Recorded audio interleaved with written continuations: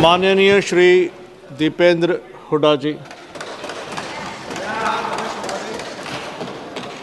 पहलगाम आतंकी हमले में शहीद हुए 26 देश के नागरिकों को श्रद्धांजलि देने के साथ सर्वप्रथम मैं हिंदुस्तान की फौज को नमन करना चाहूँगा। देश की फौज के पराक्रम को कोटि कोटि नमन करना चाहूँगा। देश की फौज का मैं धन्यवाद करना चाहूँगा कि ये फौज, ऐसी फौज, दुनिया की सबसे बेहतरीन फौज अगर कहीं की है तो भारतवर्ष की देश की फौज है, जिसने हमेशा तिरंगे को ऊपर रखने का कार्य किया। और देश की फौज का पराक्रम कोई चर्चा का विषय भी नहीं है। बार बार सत्ता पक्ष की तरफ से देश की फौज के पराक्रम को लेकर बात कही जा रही है, इसमें हम सब शामिल हैं। आप प्रस्ताव लाइए, देश की फौज के पराक्रम को नमन करने का प्रस्ताव लाइए, हम आपका साथ देंगे। नहीं तो हम प्रस्ताव ला रखते हैं, आप हमारा साथ दीजिए। यह चर्चा का विषय नहीं है। चर्चा का विषय यह है कि फौज ने तो अपना काम किया, लेकिन क्या सत्ता पक्ष में बैठे हुए नेताओं ने अपना काम किया कि नहीं किया, यह चर्चा का विषय है। चर्चा का विषय यह है कि सत्ता पक्ष की कार्यप्रणाली क्या रही ऑपरेशन सिंदूर के समय। और हमारा देश लोकतंत्र है, विपक्ष की जिम्मेदारी है, यदि सत्ता पक्ष अपनी जिम्मेदारी में कहीं कमी छोड़ता है तो विपक्ष की जिम्मेदारी है उस कमी को, उस खामी को देश के जनता के सामने रखे। यह हमारी जिम्मेदारी है इस प्रजातंत्र में। विपक्ष ने अपनी जिम्मेदारी उस समय निभाई जब पहलगाम पे आतंकी हमला हुआ, और हमने कहा कि हम आपके साथ हैं। हमने कहा कि दुश्मन को मुंह तोड़ जवाब दो, पूरा देश आपके साथ है, विपक्ष आपके साथ है। लेकिन आपने क्या किया? आपने सर्वदलीय बैठक रखी, लेकिन सर्वदलीय बैठकों में प्रधानमंत्री जी नहीं शामिल हो पाए।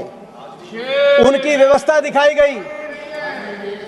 अगर उन दिनों में उनकी व्यवस्था थी तो दिन बदले जा सकते थे, और अगर दिन में व्यवस्था थी तो रात के 12 बजे भी अगर आप सर्वदलीय बैठक रहते तो हमारे नेता, देश के विपक्ष के नेता सब आने के लिए तैयार थे। दुनिया में एक शक्ति प्रदर्शित होती भारत के लोकतंत्र की कि सब एक हैं, लेकिन आपने वो मौका चूक गए आप। उसके बाद बहरहाल ऑपरेशन सिंदूर में हमारी फौज ने अपना पराक्रम दिखाया, अपना लोहा मनवाया। और एक ऐसा समय आया 9 तारीख के बाद जब दुनिया ये मानने लगी कि हिंदुस्तान की फौज का अपर हैंड है, हम एडवांटेजियस पोजीशन में हैं, हम दुश्मन के गले के नजदीक हैं। लेकिन फिर 10 तारीख को यकायक सीज फायर। देश की भावना थी कि पाकिस्तान को मुंह तोड़ जवाब दिया जाए, निर्णायक जवाब दिया जाए, जैसा 1971 में पाकिस्तान के 2 टुकड़े करके दिखाया था हमारी देश की फौज ने। तत्कालीन प्रधानमंत्री जी इंदिरा जी के समय पाकिस्तान को ऐसा जवाब दिया जाए। आप बार बार बोलते थे पाकिस्तान ऑक्यूपाइड कश्मीर की बात बोलते थे, अब आगे किस मुंह से आप पाकिस्तान ऑक्यूपाइड कश्मीर की बात रखेंगे देश के सामने? आपके सभी वक्तव्यों में कहा गया है कि पाकिस्तान घुटनों पे था। आप ही कह रहे हैं अगर पाकिस्तान घुटनों पे था तो सीज फायर जिसको आपने स्वीकृति दी, और आप कह रहे हैं कि हमने सीज फायर को माना, अगर पाकिस्तान घुटनों में था तो सीज फायर की क्या जस्टिफिकेशन है? मगर दुख तो तब हुआ, देश के दिल में दुख हुआ कि देश की जो भावनाएं थी उन भावनाओं पे विराम, युद्ध विराम, पाकिस्तान की ईंट से ईंट बजाने की भावनाओं पे विराम अमेरिका की एक ट्वीट ने आपके युद्ध विराम की घोषणा से पहले की। उसके बारे में मैं आऊंगा, लेकिन ये सीज फायर की क्या शर्तें थी देश के सामने आपको रखना चाहिए। मगर इन शर्तों के साथ साथ युद्ध विराम से पहले भी एक रणनीतिक चूक हुई। आज राजनाथ सिंह जी कह रहे थे कि कांग्रेस के समय यह रणनीतिक चूक हुई पाकिस्तान को लेकर। सबसे बड़ी रणनीतिक भूल उस समय हुई, आदरणीय विदेश मंत्री जी बैठे जब इन्होंने टेलीफोन करके कहा कि हम केवल आतंकी ठिकानों को निशाने पे ले रहे हैं, मगर हम किसी मिलिट्री या सिविलियन ठिकानों को निशाने पे नहीं ले रहे। जब ये कहा, आपने स्वीकार किया, एक तरीके से क्लीन चिट दी पाकिस्तान की आर्मी और सरकार को, और अलग अलग दृष्टि से आपने देखा पाकिस्तान, जबकि आपके सारे स्पीकर्स कह रहे हैं, मान रहे हैं, और देश मानता है, दुनिया को पता है कि पाकिस्तान की सरकार, पाकिस्तान की आर्मी और इन आतंकियों में कोई भेद नहीं किया जा सकता। ये एक हैं। मगर आपने स्वयं टेलीफोन करके अलग अलग दृष्टि से देखने का काम किया कि केवल हम आतंकी ठिकानों को, ये जो रणनीतिक भूल हुई है इतिहास में, हमेशा ये बात पाकिस्तान को एक आपने मौका दिया ये कहने के लिए। विदेश मंत्रालय की क्या भूमिका रहती है देश में? विदेश मंत्री का काम कोई स्कूल, कॉलेज या सड़क बनाना नहीं होता। विदेश मंत्रालय का काम होता है दुनिया में अपने दोस्त मुल्कों की संख्या को बढ़ाना। विदेश मंत्रालय की और विदेश नीति की आपकी सच्चाई 11 साल की तब सामने आई जब ये टकराव की स्थिति पैदा हुई। कितने देश आपके साथ आके खड़े हुए और कितने देशों ने खुल के पाकिस्तान का साथ दिया, दुनिया ने देखा। और ये बात कबूलनामा अभी मेरे मित्र जय पांडा भी कह रहे थे कि देशों की तरफ से पढ़ रहे थे कि उस देश ने आतंकी हमला का निंदा करी और उस देश ने निंदा करी। मैं पूछना चाहता हूं, एक देश का नाम बताओ जिसने आतंकी हमले की निंदा भी करी और यह भी कहा कि पाकिस्तान इसके पीछे है और हम पाकिस्तान की भी निंदा करते हैं। एक देश ने पाकिस्तान की निंदा नहीं करी। और दूसरी तरफ पाकिस्तान के साथ देने वालों की देशों में चीन, टर्की, अजरबैजान, मलेशिया जैसे देशों की, और आपके साथ एक ने भी बयान नहीं दिया। और ये बात आपको भी पता है, 11 साल की आपकी विदेश नीति, दुनिया में जो भ्रमण प्रधानमंत्री जी ने किया, विदेश मंत्री जी आपने किया, बाकी अधिकारियों ने किया, उसका सच तब सामने आया जब इस घटना के बाद आपको सांसदों पर अपना विश्वास व्यक्त करते हुए सांसदों के प्रतिनिधित्व मंडल भेजने पड़े। 11 साल से आप क्या कर रहे थे दुनिया में के चप्पे चप्पे में घूम के, जब आपको सांसदों पे आना पड़ा। दुख इस बात का, और आपकी विदेश नीति की दूसरी बड़ी कमी, बहुराष्ट्रीय संस्थाओं ने उस एक महीने में जिस तरीके से पाकिस्तान का साथ दिया और आप उसको रोकने में असफल साबित हुए। जिस तरीके से आईएमएफ ने 1 बिलियन का लोन, जब टकराव चल रहा था, शायद दुनिया के इतिहास में पहली बार हुआ होगा, आईएमएफ ने $1 बिलियन का लोन सैंक्शन किया, जिसका विरोध भी आपने किया, लेकिन आपके विरोध को आईएमएफ ने नहीं सुना। वर्ल्ड बैंक ने $40 बिलियन के निवेश का प्रस्ताव पारित किया, तो उसी महीने एडीबी ने उसी मई के महीने में $800 मिलियन का लोन पाकिस्तान के लिए स्वीकृत किया। दूसरी तरफ यूनाइटेड नेशंस सिक्योरिटी काउंसिल के अंदर पाकिस्तान को काउंटर टेररिज्म ग्रुप का को चेयरमैन बनाया गया, डकैत के हाथ को थानेदार बनाया गया, आप रोक नहीं पाए। और FATF financial action task force, जिसमें 2011 में पाकिस्तान को ब्लैक लिस्ट किया गया था, FATF में ग्रे लिस्ट में डाला गया था 2011 में यूपीए सरकार के समय, और 2022 में उसको FATF से ग्रे लिस्ट और ब्लैक लिस्ट से पाकिस्तान को बाहर निकला, लेकिन आप उसको रोक नहीं पाए। आपकी विदेश नीति में कमी, दूसरी कमी वहां है जब दुनिया के मुल्कों ने, अमेरिका और रूस जैसे मुल्कों ने भी हिंदुस्तान और पाकिस्तान को बराबर तोल दिया। ये कैसे संभव है? हम इसको कैसे मान सकते हैं?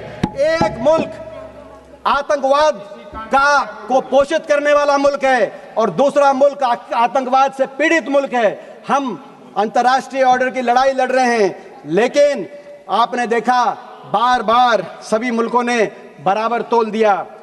आपकी विदेश नीति की तीसरी बड़ी असफलता अमेरिका को लेकर है। यह वही अमेरिका है, हमारे इतिहास में समय समय पर अमेरिका को जब आंख दिखाने की बात आई तो हमने आंख भी दिखाई, और जब हाथ मिलाने की और मधुर संबंधों की बात आई तो पिछले 2 दशकों में अमेरिका से संबंधों में सुधार भी हुआ। हमने उतार चढ़ाव अमेरिका से संबंधों में देखा है। 1971 में जब अमेरिका ने आंख दिखाई थी कि आप बांग्लादेश के अंदर अपनी फौज मत भेजिए, तो इंदिरा जी ने मुंह तोड़ जवाब दिया था और बांग्लादेश के अंदर हमारी फौज गई थी। आंख दिखाई हमने। परमाणु परीक्षण की जब बात आई तो चाहे इंदिरा जी के समय परमाणु परीक्षण हुआ हो, चाहे अटल जी के समय परमाणु परीक्षण हुआ हो, अमेरिका ने जब रोकने की कोशिश करी तो हिंदुस्तान ने आंख दिखाई और अमेरिका के दबाव को नहीं माना। ये वही अमेरिका है। लेकिन जब अमेरिका से हाथ मिलाने की बात आई, सपोर्ट की बात कर रहे थे, सपोर्ट का लेटर्स पढ़ रहे थे जय पांडा भी मौजूद थे जब राष्ट्रपति ओबामा आए थे, जब मित्रता की बात आई और 26/11 हुआ मुंबई में, तो राष्ट्रपति ओबामा वॉशिंगटन से दिल्ली आए। जॉइंट संसदीय सेशन में मैं भी एक सांसद था, जय पांडा भी एक सांसद थे, और राष्ट्रपति ओबामा ने कहा कि पाकिस्तान के अंदर टेररिस्ट के सेफ हेवन को बर्दाश्त नहीं किया जाएगा। और हिंदुस्तान ये साथ देने निभाने की बात, हाथ भी मिलाया और नजर भी, आंख भी मिलाई। मगर अमेरिका, आज आपको यही नहीं पता अमेरिका के साथ आप हाथ मिलाना चाहते हो या उनको आंख दिखाना चाहते हो। और अमेरिका के राष्ट्रपति ने 28 बार कहा कि सीज फायर हमने कराया। उससे भी चिंतनीय बात, उन्होंने कहा व्यापार के धौंस दे के दिखाया। बात थी आतंकवाद पे वार की, आ गई व्यापार पे। अमेरिका के राष्ट्रपति कह रहे हैं, अमेरिका के राष्ट्रपति ने केवल व्यापार तक नहीं रुके, उन्होंने कहा कि 5 जहाज गिरे, वो केवल जहाज तक भी नहीं रुके। अमेरिका के राष्ट्रपति जी ने कश्मीर का भी नाम लाया कि कश्मीर में अमेरिका की बात हुई है। और दुख की बात ये, कश्मीर के मामले में और विदेशी हस्तक्षेप के मामले में, क्योंकि इस बात पर भाजपा का, आरएसएस का भी एक स्टैंड रहा है, क्या आरएसएस की भी विदेश नीति बदल गई है? क्या आरएसएस को भी स्वीकार्य है कि अमेरिका हस्तक्षेप कर रहा है? दुख की बात और है, दुख की बात यह है कि 28 बार अमेरिका के मुखिया ने अपने मुंह से ये बात कही और लगातार कह रहे हैं, लेकिन हमारे देश के मुखिया ने एक बार भी उसका खंडन नहीं किया कि अमेरिका के राष्ट्रपति झूठ बोल रहे हैं, गलत बोल रहे हैं। अमेरिका को भी चुनना होगा, अमेरिका को भी चुनना होगा। अमेरिका को कैसे संबंध चाहिए हिंदुस्तान के साथ? दुनिया की एक शक्ति है हिंदुस्तान, भारतवर्ष को पाकिस्तान से का बराबरी नहीं कर सकता अमेरिका। अमेरिका को भी चुनना होगा। और मैं आपसे भी कहना चाहता हूं, आपको भी रास्ता चुनना होगा, या तो आंख दिखाओ या हाथ मिलाओ, या तो बातचीत करके अमेरिका से संबंध सुधारो और डोनाल्ड को चुप कराओ, डोनाल्ड का मुंह बंद कराओ, नहीं तो हिंदुस्तान में मैकडोनाल्ड को बंद कराओ। अमेरिका को अधिकार नहीं है, दोनों घोड़ों पे सवार होकर चलने का अधिकार नहीं है। आपकी एक और, आपकी विदेश नीति की तीसरी बड़ी असफलता चीन को लेकर है। मैं याद दिला दूं, जब आसिफ मुनीर अमेरिका के अंदर लंच कर रहे थे, उनको भोजन दिया जा रहा था और वो कह रहे थे कि डोनाल्ड ट्रंप को नोबेल पीस प्राइज दिया जाए। जब वो ये कह रहे थे, उसी दिन इत्तेफाक से उसी दिन चीन के अंदर ट्राइलैटरल बातचीत चल रही थी, चीन, पाकिस्तान और बांग्लादेश की। ये उस दिन ट्राइलैटरल बातचीत चल रही थी चीन को लेकर। बार बार आपको आगाह किया हमारे नेता राहुल गांधी जी ने, इसी सदन में किया है, लेकिन उनकी बात को आपने हल्के में लिया। और आज आपको आगाह कर रहे, हमारी फौज आगाह कर रही है चीन को लेकर। जो हमारे फौज के deputy chief of army staff है राहुल सिंह, उनका बयान आया कि चीन ये जो युद्ध था, इसमें पूरी तरीके से पाकिस्तान को सर्वेलेंस में, सैटेलाइट में, इक्विपमेंट में, प्लेटफॉर्म में, नेटवर्क में पूरी तरीके से पाकिस्तान का साथ चीन दे रहा था। और पाकिस्तान के डीजीएमओ की बात आई कि जब लड़ाई चल रही थी तो एमओ रूम के अंदर चीन के एम्बेसडर, पाकिस्तान में जो चीन के एम्बेसडर हैं, वो एमओ रूम में बैठे थे, पाकिस्तान के आर्मी के हेडक्वार्टर में बैठे थे। ये पाकिस्तान के डीजीएमओ ने कहा। लेकिन आपका क्या रिस्पॉन्स रहा? आपने चीन के एम्बेसडर को अभी तक दिल्ली में तलब करने का भी की कार्रवाई नहीं करी, चीन को कार्रवाई नहीं करी। जब टर्की ने पाकिस्तान के साथ देने के लिए अपना बेड़ा बजाया, तो आपने टर्की के दुश्मन मुल्क साइप्रस में प्रधानमंत्री जी गए, अच्छा संदेश गया। मगर जो असली दुश्मन था चीन, आपको अगर संदेश देना था तो ताइवान में प्रधानमंत्री जी जाते, चीन को संदेश देते। चीन को भूल गए। और 6 जुलाई को जब जनरल राहुल सिंह ने कहा कि चीन इसके पीछे है, आपका क्या जवाब रहा? विदेश मंत्री जी आप 10 जुलाई को बीजिंग चले गए, ताइवान नहीं बीजिंग चले गए, और आपका ट्वीट आया, आपका वक्तव्य आया कि चीन की जो एससीओ की अध्यक्षता है उसका भारत समर्थन करता है और हमारे संबंधों में सुधार हो रहा है। किस बात का दबाव? चीन से भारत एक स्वतंत्र, एक ऐसा देश है जिसको आज हल्के में नहीं लेना जाना चाहिए। आपकी एक और रक्षा मंत्री बोल रहे थे, मैं एक और डिफेंस प्रिपेयर्डनेस को लेकर भी इस बीच में कहना चाहूँगा। हमने देखा आर्मी वालों ने क्या कहा, एयरफोर्स वालों ने क्या कहा।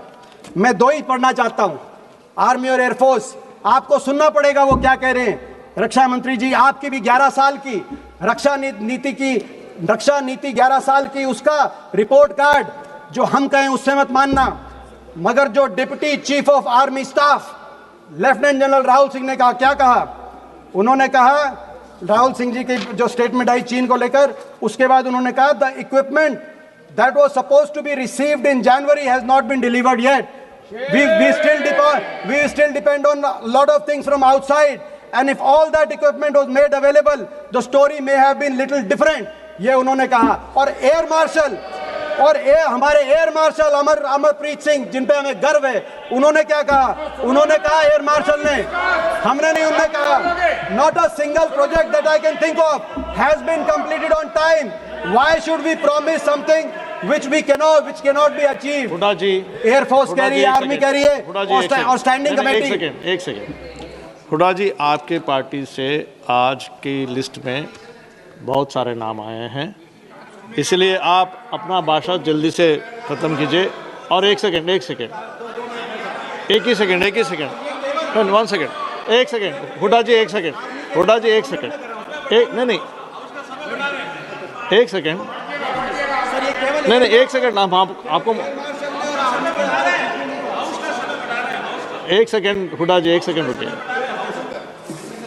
यदि सभा की सहमति हो तो सभा की कार्यवाही आज रात 12 बजे तक बढ़ा जाएगा. है? थैंक यू, धन्यवाद. आप सब आप कंक्लूड कीजिए. केवल उन्होंने नहीं कहा, आदरणीय रक्षा मंत्री जी, केवल उन्होंने नहीं कहा, स्टैंडिंग कमेटी, क्योंकि संसदीय स्टैंडिंग कमेटीज की रिपोर्ट पर आपकी सरकार ध्यान नहीं देती. 2018 की रिपोर्ट, 2023 की रिपोर्ट क्या कह रही थी आपको? आप लगातार रक्षा बजट को घटा रहे हैं, जो सही नहीं है, और रक्षा बजट को बढ़ाइए. इन 11 वर्षों में रक्षा budget as a percentage of GDP और एज अ परसेंटेज ऑफ हमारा जो budget as a percentage of GDP, इन 11 वर्षों में रक्षा बजट 2.5% से घटकर 1.9% पे आप लेके आए. और ये जो रक्षा बजट एज अ जीडीपी के प्रतिशत में, ये रक्षा बजट 1962 के युद्ध के बाद सबसे नीचे स्तर पर आप लेके आए. और स्टैंडिंग कमेटीज आपको कह रही थी कि ये सही नहीं है. रक्षा बजट आपने कम किया, अग्निवीर जैसी योजनाएं आपने लेके आए, जिसने फौज, देश की फौज पे जिसमें हमें गर्व था, उसका हमारा मानना है कि वो फौज के लिए सही नहीं थी. लेकिन उससे भी एक और दुर्भाग्यपूर्ण बात यह है कि रक्षा बजट में एयरफोर्स मॉडर्नाइजेशन के बजट में भी आपने कटौती करने का काम किया, जो राहुल जी, हमारे नेता, बार बार जिस बात को लेकर आपको आगाह कर रहे हैं. आज हमारे देश में 60 स्क्वाड्रन की जरूरत है, 60 स्क्वाड्रन की, जो एयर मार्शल बोल रहे हैं. 41 स्क्वाड्रन, 41.1 स्क्वाड्रन यूपीए के समय, हमारे समय मंजूर हुए थे 2011 में, मगर धरातल पे केवल 31 स्क्वाड्रन आज एयरफोर्स के हैं. और इन 31 स्क्वाड्रन में से भी कई स्क्वाड्रन ऐसे हैं जिसमें जैगुआर जैसे जहाज हैं. ये वही जैगुआर है जो पिछले 6 महीने में 3 जैगुआर जहाजों का क्रैश हुआ, जिसमें 2 हरियाणा के हमारे पायलट थे, जिनको अपनी शहादत देनी पड़ी. जैगुआर के साथ. सभापति महोदय, आपने इतने महत्वपूर्ण विषय पर बोलने का अवसर दिया. विशेष रूप से आभार व्यक्त करेंगे हमारे पार्टी के राष्ट्रीय अध्यक्ष. Madam, 1 second. अध्यक्ष जी, मेरी यही मांग है कि हमारी आज हमारा सुझाव माने तो ये माने कि हमारी फौज को, हमारी एयरफोर्स को आधुनिकता से लैस किया जाए, बजट को बढ़ाया जाए. जो आज हमारी एयरफोर्स के अंदर जिस तरीके से मजबूती, आज 2 फ्रंट 3 फ्रंट वॉर की बात चल रही है. आज पाकिस्तान 82% अपने हथियार चीन से ले रहा है, तो बांग्लादेश 71% अपने हथियार चीन से ले रहा है. ऐसे में नेटवर्क, प्लेटफॉर्म, हर तरीके से आधुनिकता से लैस किया जाए. अब वो ऑपरेशन सिंदूर आप कह रहे जारी है, क्रिकेट जारी मत करो ऑपरेशन सिंदूर के साथ, और करना है तो हमारी देश की फौज को मजबूत करने का आप काम करिए, हम साथ देंगे. धन्यवाद. धन्यवाद सभापति महोदय. आपने ऑपरेशन